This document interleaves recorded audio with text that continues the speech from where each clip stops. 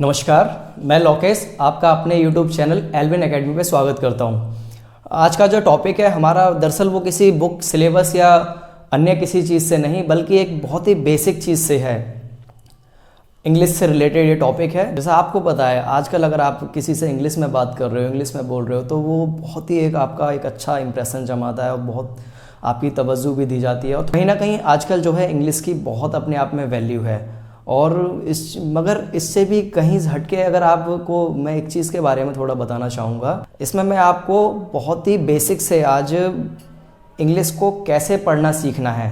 देखिए, इंग्लिश ये second scenario है कि आपको इंग्लिश स्पीकिंग के कोर्स कर रहे हो आप, या बहुत कुछ इंग्लिश को अमेरिकन सीख रहे हो, ब्रिटिश इंग्लिश सीख रहे हो, लेकिन उससे पहले बहुत इंपॉर्टेंट है कि आपको इंग्लिश पढ़नी आनी चाहिए। हाँ, बिल्कुल आप सही सुन रहे हो। ऐसे बहुत से बच्चे हैं जिनको अभी अच्छे से इंग्लिश पढ़नी भी नहीं आती है।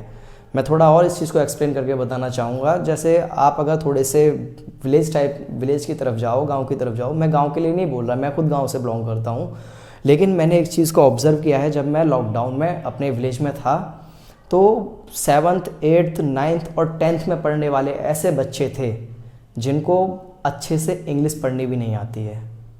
मतलब ये कहीं ना कहीं बहुत बड़ी बात है। बच्चों को बोलना तो आजकल बहुत नॉर्मल हो चुका है। दिल्ली जैसे मेट्रोपॉलिटन सिटीज़ में ये सब बहुत नॉर्मल है, लेकिन आप थोड़ा सा गांव की तरफ जाके देखिए, थोड़े से जो अनडेवलप्ड सिटीज़ हैं उनकी तरफ जाके देखिए। वहाँ पर ऐसे कई बच्चे हैं जिनको इंग्लिश पढ़नी भी अच्छे से नहीं आती है और वो 9th और 10th में पढ़ रहे हैं, 11th में भी पहुँच चुके हैं। और मैं ये वीडियोस उनके लिए तो है ही है, और ये स्टार्टिंग से जो अभी बच्चे स्टार्ट कर रहे हैं अपनी एजुकेशन, 2nd में है, 3rd में है, 1st में है, उनके लिए ये मोस्ट इम्पॉर्टेंट है। मैं इस वीडियो के माध्यम से आप सबको एक बहुत ही सिंपल तरीके से एक कॉन्सेप्ट के साथ में इंग्लिश पढ़ना कैसे सीखना है, मैं ये आपको सिखाऊंगा। तो ये वीडियो आप सबके पास में जो आएगी, जिनके पास में ये लिंक के थ्रू आएगी या आप यूट्यूब के थ्रू आपके पास में आएगी, आप कोशिश करें आपके रिलेटिव्स में, आपके विलेज में ऐसे बच्चे ज़रूर होंगे जिनको इंग्लिश पढ़ने में प्रॉब्लम होती होगी या नहीं भी आती होगी।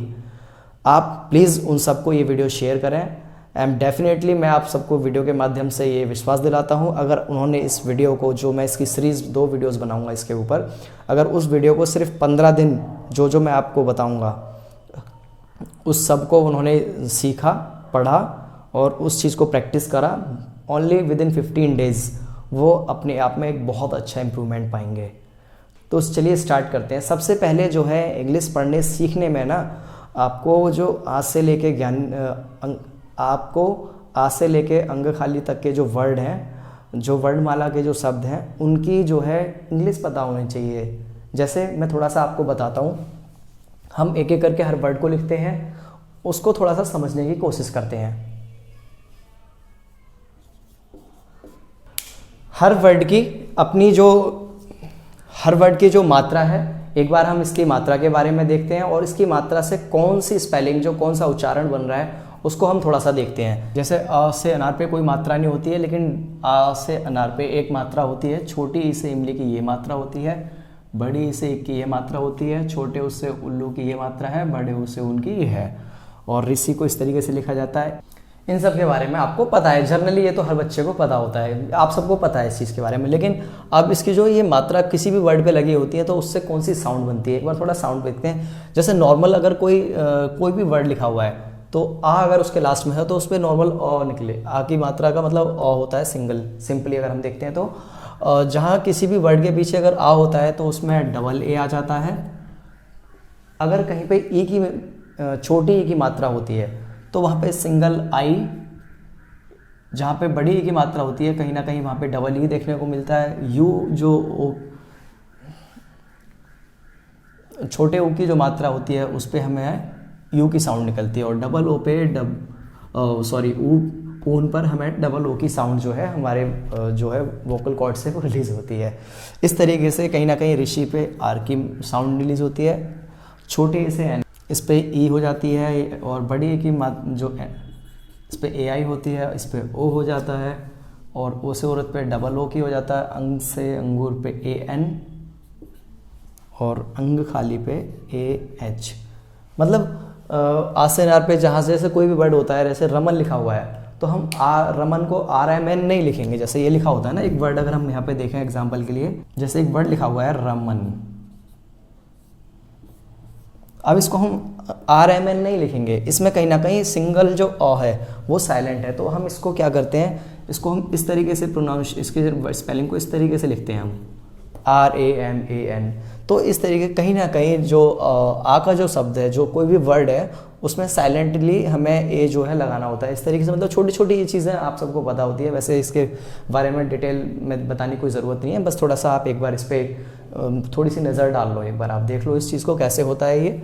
जैसे अ से अनार पे अ होगा, जो बड़ा से आम है उस पर डबल ए की मात्रा होती है, छोटी सी आई की साउंड रिलीज होती है, और जो बड़ी की मात्रा होती है उस पर डबल ई, मतलब ई इस तरीके से साउंड रिलीज होती है। छोटे की मात्रा पे यू होता है, बड़े की ऊन से डबल ओ, इस तरीके से। फिर ऋषि पे आर, ऐसे एडी पे ई होता है, फिर ए से एनएक्स से ए आई होता है, फिर ओ से इस तरीके से। मतलब ये मात्रा का थोड़ा सा मैं आपको बस एक ब्रीफली डिटेल इसके, मतलब एक तरीके से हमने ये मात्रा के बारे में देखा है कि कौन सी मात्रा अगर किसी वर्ड के पीछे है तो कौन सी साउंड या क्या उसका जो है स्पेलिंग का प्रोनाउंसिएशन होगा या मायने होंगे, उच्चारण क्या होगा, हमने इसमें इस पार्ट में ये देखा है। तो थोड़ा सा इसके आगे का हम थोड़ा सा जो थोड़ी जो मेन स्टोरी है वो का से स्टार्ट होती है, क्योंकि वहाँ पर बहुत से वर्ड्स ऐसे होते हैं जिनके बारे में बच्चों को नहीं पता होता है। अब यहाँ पर बहुत से बच्चे बोलेंगे भैया क्या करा रहे हो आप ये। बच्चों मैं आपको बहुत सटीक और बहुत सिंपल तरीके से बताऊंगा, आप स्किप करके आगे पहुँचोगे कुछ नहीं मिलेगा।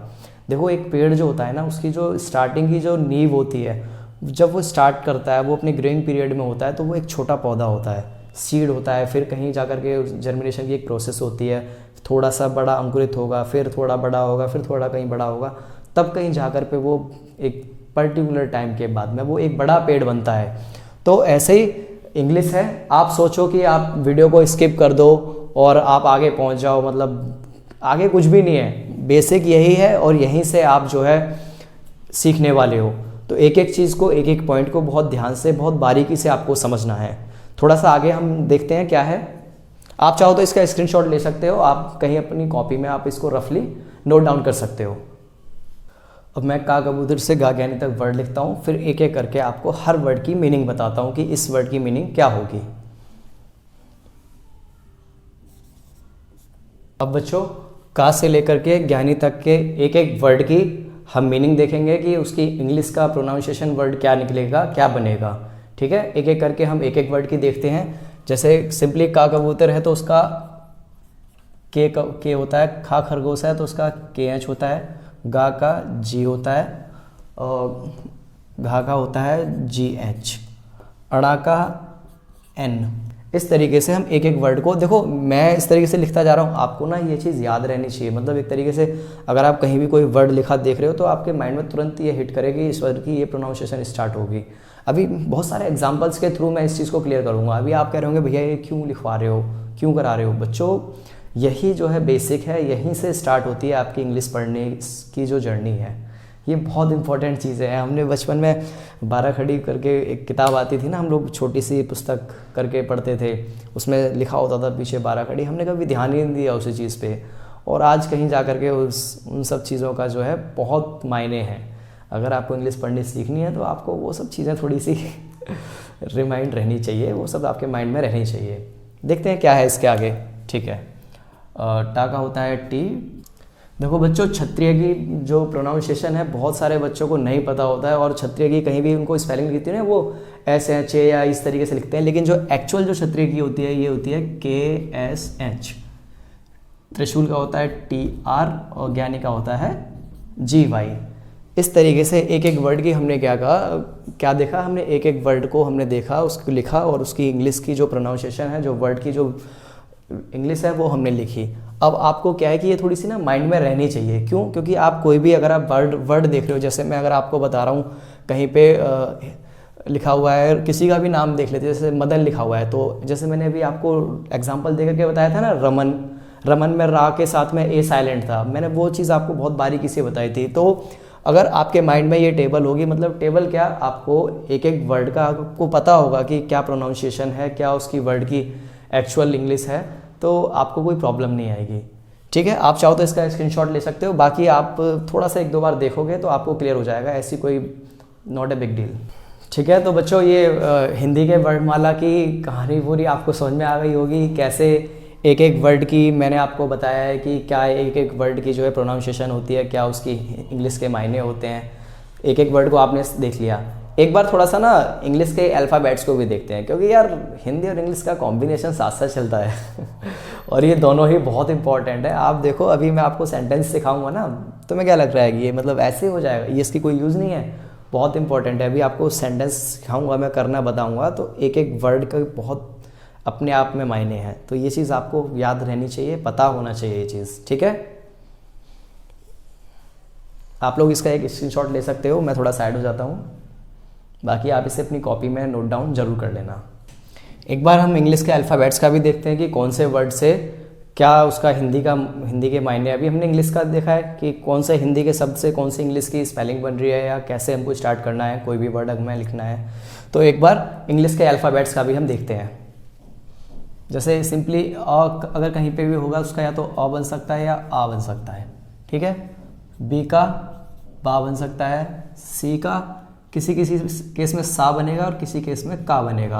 वो मैं आपको डिटेल में अभी आगे बताऊंगा कि सा कौन से केस में बनेगा और का किस केस में बनेगा, इसको मैं थोड़ा सा अच्छे से बताऊंगा। डी का डा भी बनेगा और दा भी बनेगा। ई से ई भी बन सकता है, बड़ी ई भी बन सकता है। ठीक है, और ए भी बन सकता है।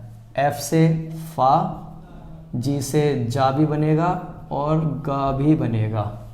ठीक है जी। एच से हा, आई से छोटी ई या आई, इस तरीके से वर्ड्स बनेंगे। जे से जा, के से ओहो, के से का, एल से ला, एम से मा बनेगा, एन से ना, ओ से छोटा ओ भी बनेगा, बड़ा ओ भी बनेगा। ठीक है, पी से पा, क्यू से क्या, आर से र, एस से शा और शा दोनों की साउंड निकलेगी। टी से टा, यू से ऊ, बड़ा ऊ और यू। अभी मैं आपको बताऊंगा कौन सा वर्ड किस तरीके से, मैं तीन एक तरीके से वर्ड से बता रहा हूँ ना। जैसे अभी एग्जांपल दे के बताऊंगा आपको यूरोप, और कैसे उसमें ई साइलेंट है। बहुत सी चीज़ें आपको समझने को मिलेंगी, देखने को मिलेंगी। वी से वा, डब्ल्यू से जैसे वॉच लिखा हुआ है ना, डब्ल्यू से वॉ भी बनेगा। और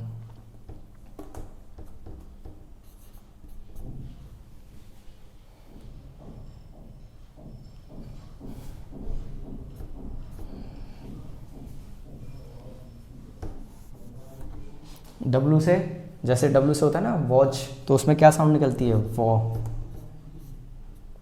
एक्स थे केस या एक्स। वाई से या, जेड से ज। ठीक है, आप इसका एक ऐसे स्क्रीनशॉट ले लीजिए, या आप 1-2 बार पढ़ोगे तो ये आपको अल्टीमेटली अपने माइंड में अपने आप ही बैठ जाएगा। ये आपको क्या करना है, आप इस चीज़ का एक स्क्रीनशॉट ले लीजिए, या आप 1-2 बार पढ़ोगे ये क्लियर हो जाएगा। ये कोई इतनी वो नहीं है कि आपको इसको याद रखना है या कुछ करना है, सिर्फ एक छोटी छोटी चीज़ें हैं और ये बेसिक चीज़ें हैं। ये चीज़ आपको पता होनी चाहिए। आपके ज़रूर ऐसे जानने वाले फ्रेंड्स होंगे, जिनको फ्रेंड्स या गांव में ऐसे बच्चे ज़रूर होंगे, या छोटे बच्चे होंगे जिन्हें इंग्लिश पढ़ने में प्रॉब्लम हो रही है, तो आप उन्हें भी ये वीडियो शेयर कर सकते हैं।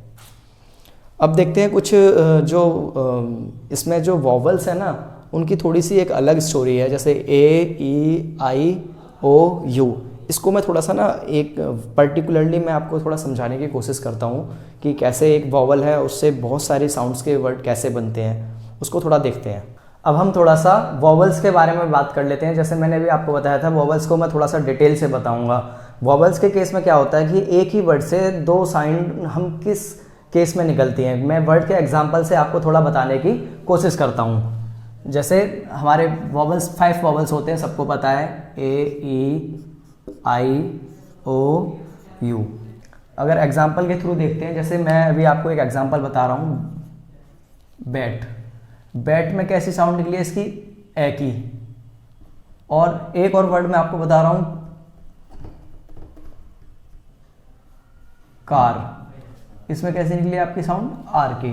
तो कहीं ना कहीं आप देख पा रहे हो, सिर्फ एक मीनिंग, सिर्फ वर्ड के अकॉर्डिंग उसके साउंड, उसके मायने बदल गए। अभी मैंने बैट लिखा तो उसमें जो ए जो है अ की तरह काम कर रहा है, और मैंने कार लिखा है तो कार में आ की तरह काम कर रहा है। तो कहीं ना कहीं जो ये ए है, ये ए का भी साउंड दे रहा है और ये आ का भी साउंड दे रहा है। अब जैसे ई का देखते हैं, ई में मैं एक स्पेलिंग लिख रहा हूँ बैड, ठीक है, बैड में ए। इसमें भी देखो, अभी मैंने ए में बताया था, लेकिन ये ई में भी सेम ही साउंड निकाल रहा है नहीं है, कहीं ना कहीं ये सेम नहीं है, बे। और अब और एग्जांपल लेते हैं, जैसे मैं एक एग्जांपल देता हूँ, मदर। और इसमें तो नॉर्मली अ का साउंड निकाल रहा है। अब बोलोगे भैया ये तो यहाँ पे ए होना चाहिए था, लेकिन कहीं ना कहीं वर्ड की डिपेंडेंसी के ऊपर भी आप देखो, यहाँ पर ए था तो बैट था, तो यहाँ पे ए का साउंड का काम ए ने किया, लेकिन सेम उसी साउंड का काम कौन, ई भी कर रहा है। जैसे अगर हम देखें, एक और वर्ड है सीन, उसमें ये इस ई ने जो है बड़ी ई का काम किया है। तो कहीं ना कहीं ये जो है ना, आप थोड़ा सा जैसे वर्ड धीमे धीमे आप पढ़ना स्टार्ट करोगे तो ये आपकी हैबिचुअल हैबिट में आ जाएगा, इसमें कोई दोहराई नहीं है।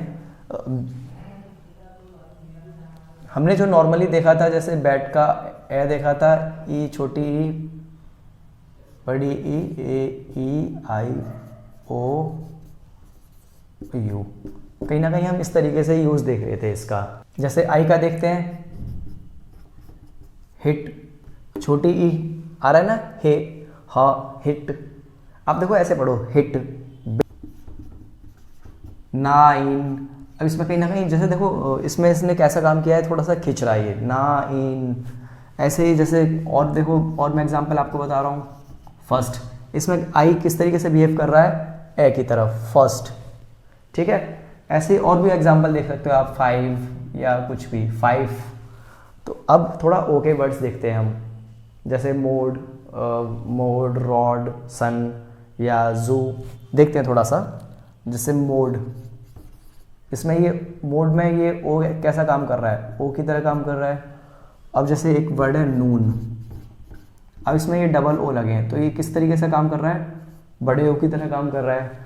और भी जैसे जैसे और भी शब्द लेते हैं हम, जैसे गुड, एक वर्ड है गुड, यहाँ पे देखो, यहाँ भी डबल ओ है, लेकिन यहाँ पे कैसे काम किया इसने, ऊ की तरह, बड़े ऊ की मात्रा की तरह। अब यहाँ पे गुड, छोटा ऊ, मतलब हिचकी से, हिचकी की तरह जो गुड, जैसे ये बड़ा लंबा नहीं खिंचा। जैसे आपने देखोगे जून, जून में क्या हो रहा है, जू। जैसे जू, एक वर्ड लिखा हुआ था जू। इस तरीके से आप थोड़ा सा ना रिलेट करा करो इसको, वर्ड को, अपनी जो बोलने की जो एक आर्ट है, आप जिस तरीके से बोल रहे हो, तो कहीं ना कहीं आपका जो वर्ड है वो साइमल्टेनियसली अपने आप ही वो जो है हो जाएगा आपका। तो अब जैसे इसका एग्जांपल देखते हैं हम, यू का। यू में देखते हैं जैसे पुल, पुल में कैसे काम किया है, ऊ की तरह काम कर रहा है पुल में। अब जैसे जून, अब इसी यू ने जून में बड़े यू की तरह काम कर दिया, इसमें पुल में छोटे यू की तरह काम किया, लेकिन इसी यू ने जून में क्या किया, बड़े यू की तरह काम किया। जैसे और भी है बाय, इसमें कैसे ए की तरह काम कर दिया, बा, आ की तरह काम किया, नहीं किया। तो कहीं ना कहीं ये जो है वर्ड के ऊपर भी डिपेंड करता है। आप जैसे मैंने अभी आपको बताया, जैसे जैसे आप थोड़ा थोड़ा धीमे धीमे आप पढ़ने की प्रैक्टिस स्टार्ट करोगे। बच्चों, इंग्लिश में क्या है कि ये प्रैक्टिस बहुत ज़्यादा मांगती है। आप जैसे जैसे पढ़ने के धीमे धीमे थोड़ा सा स्टार्ट करोगे, तो ये अपने आप ही आपको बाय डिफ़ॉल्ट ही आ जाएगा। इसमें कोई ऐसी वो नहीं है कि आप अलग से एक एक वर्ड को लिखोगे, आप उसका देखोगे, ऐसा कुछ भी नहीं है। थोड़ा सा ना एक या का भी थोड़ा देख लेते हैं, या का क्या केस है।